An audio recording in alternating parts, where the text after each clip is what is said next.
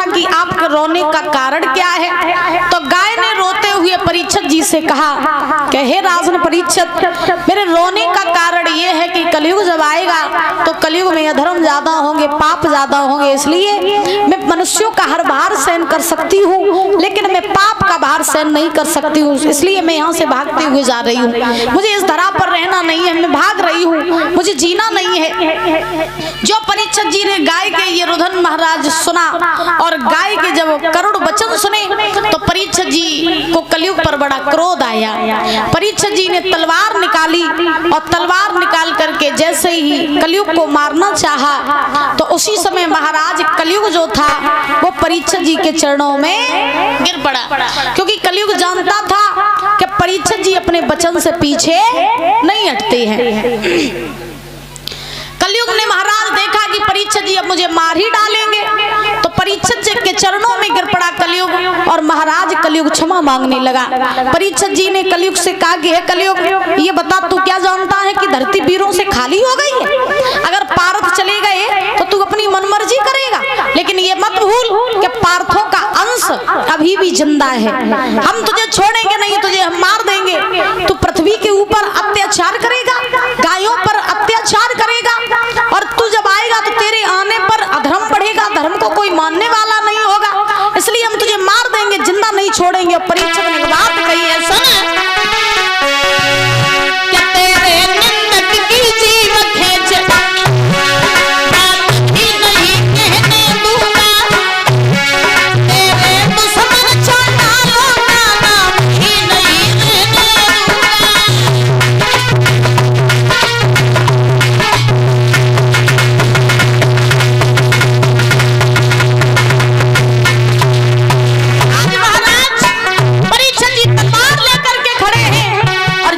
तलवार घुमा करके को मारनी चाहिए।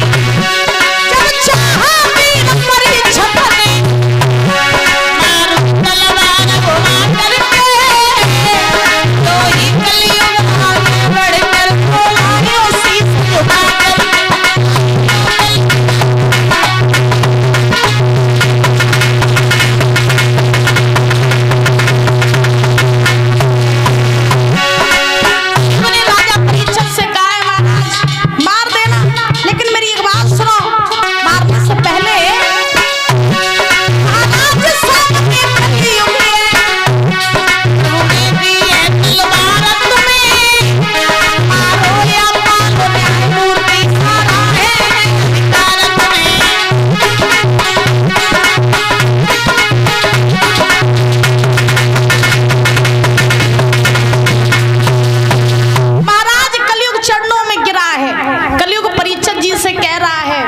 परीक्षित जी, तलवार है आपके हाथ में, चाहे मारो चाहे पालो, लेकिन हम ये कहना चाहते हैं, छोटी सी विनती हमारी आप स्वीकार करें कि जिस प्रकार से हमारे तीन भाई, कितने?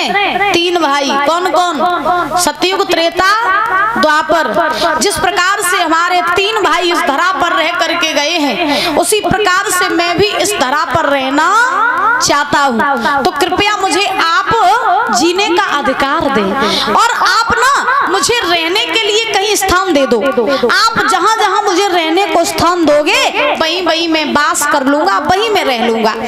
तो परीक्षित जी के चरणों में कलयुग गिरा है।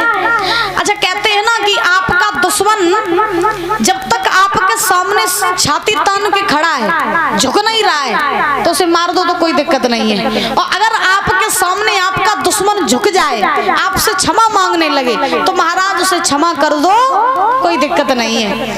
क्योंकि महाराज आज परीक्षित जी जब के चरणों में जब गिरा है कलयुग, तो परीक्षित जी से कलयुग कह रहा है कि महाराज आप मुझे छोड़ दो।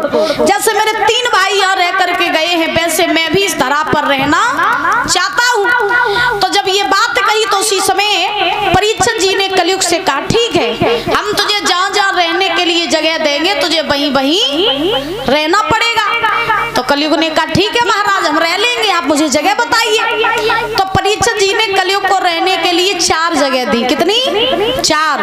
कौन कौन सी? महाराज परीक्षित जी ने कलयुग से कहा कि सुनो, तुम वहां रहोगे, कहाँ? जहां जुआ खेला जाता होगा, पहला स्थान। दूसरा स्थान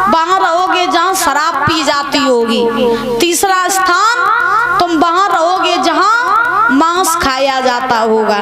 और चौथा स्थान, तुम वहां रहोगे जहां पराई नारी की संगत होती होगी, जहां वैश्यागमन होता होगा, जहां बेईमानी का धन दौलत सोना चांदी आता होगा, वहां पर तुम्हारा वास होगा। कितनी जगह हो गई? 4। तो महाराज परीक्षित जी ने कलयुग को 4 जगह दी। कौन कौन सी? शराब, जुआ, मांस और चरित्रहीनता। और जहां बेईमानी का धन दौलत आता होगा वहां पर कलयुग का वास। अब सुनो कि जो व्यक्ति इन 4 चीजों से दूर रहते हैं वो महाराज कलयुग के भवसागर से पार हो जाते हैं। और जो व्यक्ति इन 4 चीजों में से एक भी अगर अपना लेते हैं तो तुम जब मानो कि उनका विनाश निश्चित ही हो जाता है। कलयुग बुरा नहीं है, बुरे हैं हम लोग। क्यों? क्योंकि हम लोगों का नजरिया बुरा है। याद रखो, हमारा जैसा नजरिया होता है हमें दुनिया वैसी ही दिखाई देती है। अगर महाराज हमें सतगुण हैं, अगर हमारा चरित्र सुंदर है तो महाराज हमें दुश्मन भी उसमें भी हमें अच्छाई दिखाई दे जाएगी।